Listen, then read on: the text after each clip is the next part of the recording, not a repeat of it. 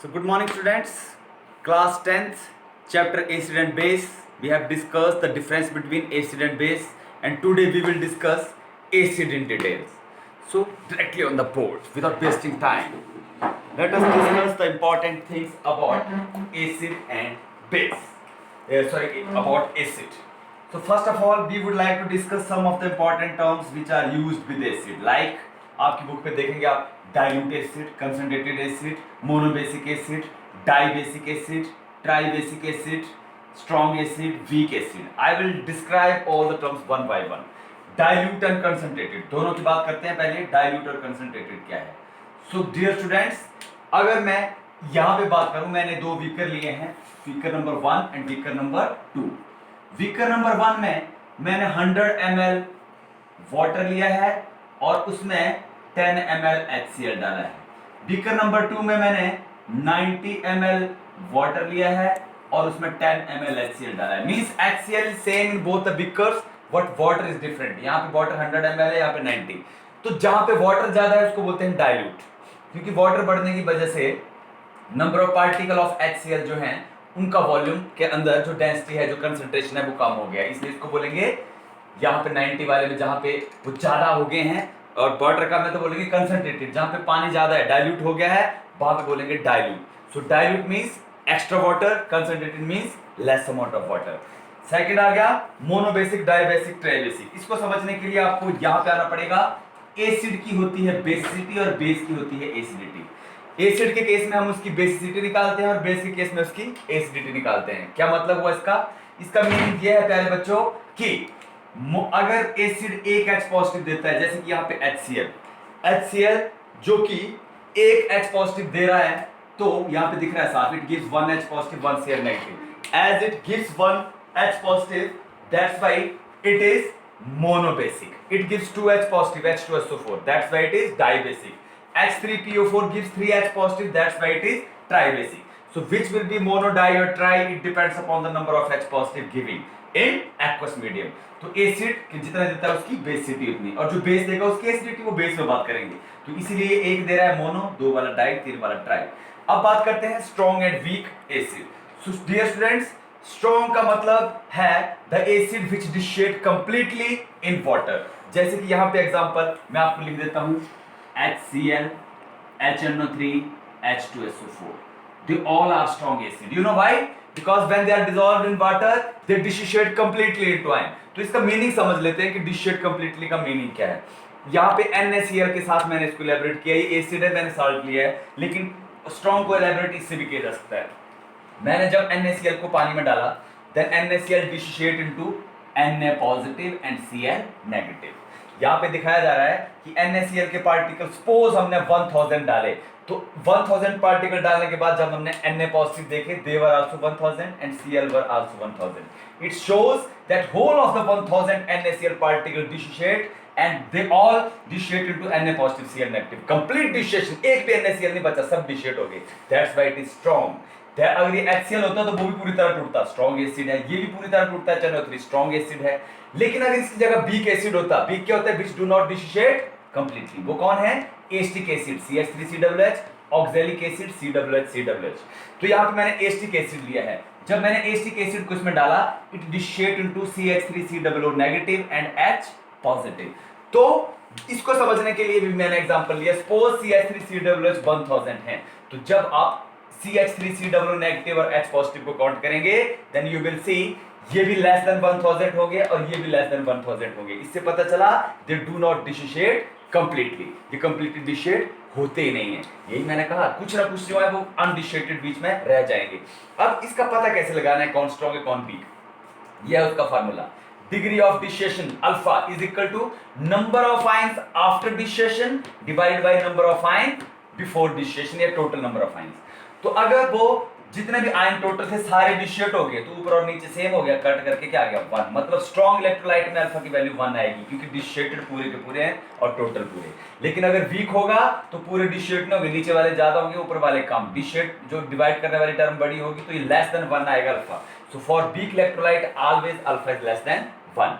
और तीसरी इंपॉर्टेंट बात यहाँ पे बताना चाहूंगा कि अगर अल्फा 1 आ जाए तब तो स्ट्रॉन्ग एसिड है, अगर अल्फा लेस देन 1 आ जाए तो वीक एसिड है। लेकिन अगर दो वीक है तो उनमें कौन ज्यादा स्ट्रॉन्ग है ये पता लगता है हमें अल्फा की वैल्यू जिसकी कम आएगी वो कम स्ट्रॉन्ग, वो ज्यादा वीक, और जिसकी अल्फा की वैल्यू ज्यादा आएगी वो ज्यादा स्ट्रॉन्ग एसिड होता है। तो ये थी हमारी terms dilute, concentrated, monobasic, dibasic, tribasic, strong and weak. अब बात करते हैं प्रॉपर्टीज ऑफ एसिड। इसमें फर्स्ट थ्री प्रॉपर्टीज को मैं डिस्कस नहीं करूंगा। This is sour in taste, you know. This is corrosive, corrosive in nature means हमारे हाथ पे गिरते ही ये हमें हमारे हाथ पे जलन पैदा करता है, जलन कोरेसिव है। अब यहाँ पे एक क्वेश्चन बन जाता है कि when acid falls on your hand what should you do, क्या हमें उसे वाटर से वॉश करना चाहिए? आंसर इज नो, क्योंकि वाटर एक्वस है, एक्वस में जब भी एसिड गिरता है आप जानते हैं इट गिव्स H पॉजिटिव, तो जब H पॉजिटिव देगा बॉन्ड टूटेंगे तो और बॉन्ड टूटने से हीट निकलेगी और भी ज्यादा हाथ जलेगा। So don't put water when acid falls on your hand. क्या करना चाहिए? ऐड बेस, बेस को हाथ के ऊपर डालिए, एसिड और बेस मिलकर न्यूट्रलाइज हो जाएंगे और उसकी वजह से हमारे हाथ को जलन कम हो जाएगी। तीसरा indicator, litmus blue to red होता है एसिड में, methyl orange red, orange to red होता है, फ्लोक्लिन कलरलेस टू पिंक होता है, पढ़ चुके हैं हम। आइए अब 4, 5, 6, 7 पे डिटेल में बात करते हैं, ये हमारे लिए बड़ा इंपॉर्टेंट है। तो सबसे इंपॉर्टेंट है मेटल में जब एसिड डलता है, केमिकल रिएक्शन, जब भी किसी मेटल में एसिड डलता है तो मेटल साल्ट और हाइड्रोजन गैस रिलीज होती है। यहां से क्या रिलीज होता है? हाइड्रोजन गैस, ये रिलीज का साइन। तो ये बोलता है कि ये मेटल का जरूर याद रखिए कि मेटल वो कौन सी होनी चाहिए? That should be active metal. अब सवाल पैदा होता है एक्टिव मेटल क्या होती है? ये लिख बात काना series, reduction potential series, metal activity series, हमने 8 से पढ़ते आ रहे हैं इसे हम।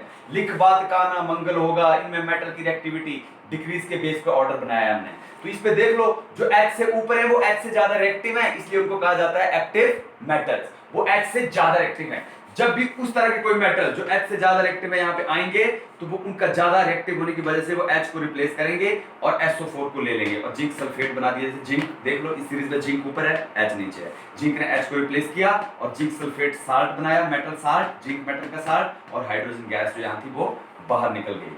अब यहाँ हम कोई भी याद रखिए हमेशा, किसी भी मेटल में जब भी अगर वो एक्टिव है उसमें डाइल्यूट एसिड डाला जाए तो वो हमेशा मेटल साल्ट और हाइड्रोजन गैस रिलीज करती है। लेकिन हमें पता कैसे चलेगा हाइड्रोजन गैस रिलीज हुई? ये कहता है उसको हीट करिए, on heating it will produce cracking sound, किसी चीज के क्रैक होने की साउंड प्रोड्यूस होती है हीट करने पे, हाइड्रोजन गैस की कंफर्मेशन हो जाती है कि दैट इज प्रेजेंट। दूसरा आ गया मेटल कार्बोनेट और मेटल बाइकार्बोनेट। प्यारे बच्चों, मेटल कार्बोनेट होता है CO3 और बाइकार्बोनेट होता है HCO3। तो किसी भी मेटल का चाहे कार्बोनेट बना हो चाहे बाइकार्बोनेट बना हो, जब उसको एसिड में डालते हैं तो हमेशा याद रखिए कार्बोनेट जो है एसिड में डलते ही CO2 carbon dioxide gas release करते हैं और साथ में वाटर रिलीज करते हैं। चाहे वो कार्बोनेट हो चाहे वो बाइकार्बोनेट हो, वो हमेशा वाटर और CO2 रिलीज करेंगे, ये याद रखना है। जैसे कि यहाँ मेटल इसमें एक्टिव डलते हैं हाइड्रोजन गैस निकलती है, वैसे इसमें कार्बोनेट या बाइकार्बोनेट डालने पे CO2 गैस निकलती है और साथ में वाटर। और जो ये एसिड यहाँ से H दे देता है वाटर के लिए, तो ये नेगेटिव आयन उसका बचता है, वो मेटल के साथ मिलकर साल्ट बनाता है। तो ये salt plus water plus CO2 comparatively कैसे? इसमें हाइड्रोजन गैस, इसमें CO2 और वाटर, और दोनों में मेटल का साल्ट। आइए अब 6 पे बात करते हैं। जब भी किसी एसिड में बेस डाला जाता है तो याद रखिए एसिड और बेस जब मिलते हैं तो वो न्यूट्रलाइज हो जाते हैं, एसिड एसिडिटी खत्म हो जाती है और बेस की basicity they become neutral. That's why reaction is known as neutralisation reaction. That's why reaction is known as neutralization reaction। और बनता क्या है? Salt plus water. देखिए NaOH में HCl डाला, NaCl और वाटर बन गया। NaOH ने HOH दिया, इसने H दिया, H और OH मिले और वाटर बन गया, और जो NaCl बचे वो कंबाइन कर गए। लेकिन सवाल ये पैदा होता है कि वो H और OH उन्होंने दिया कैसे? क्योंकि यहाँ पे मैंने साथ में मेंशन किया था दे आर एक्वस।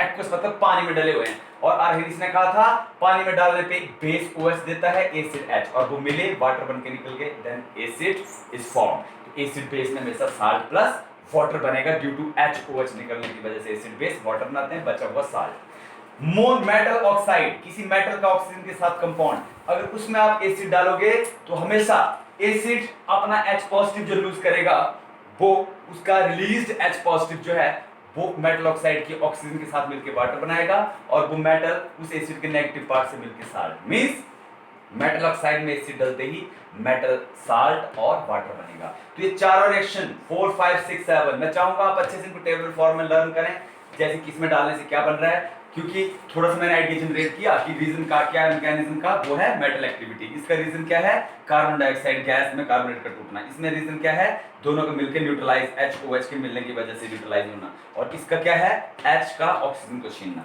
तो इस तरह से आप इसे अपनी फॉर्म में, टेबल फॉर्म में बनाइए। जब हम बेस की प्रॉपर्टीज पढ़ लेंगे, then we will make a table to compare these chemical properties of acid and base. तब हमारे काम ये बहुत आना है। कभी हमें अगर पेपर में कहीं दिखता है ये रिएक्ट करने वाली स्पीसीज, तो प्रोडक्ट यही बनेंगे। ये हमें याद रखना है। मेटल एक्टिविटी सीरीज हमने की थी, मैंने इसको समझाने के लिए फिर से आपको क्लियरफाई कर दी। So this is all about today. We discuss today various terms which are used with acid in the book. We understood every one of them, that we will get them, we will definitely understand, as well as we understand the chemical properties of acid. And I suggest you 3 of them you know better. We have discussed this all in the difference between acid and bases, but last 4, these are chemical reactions, you must revise them properly. So this is all for the day, and I hope you all will revise it properly. Take care, have a wonderful day ahead.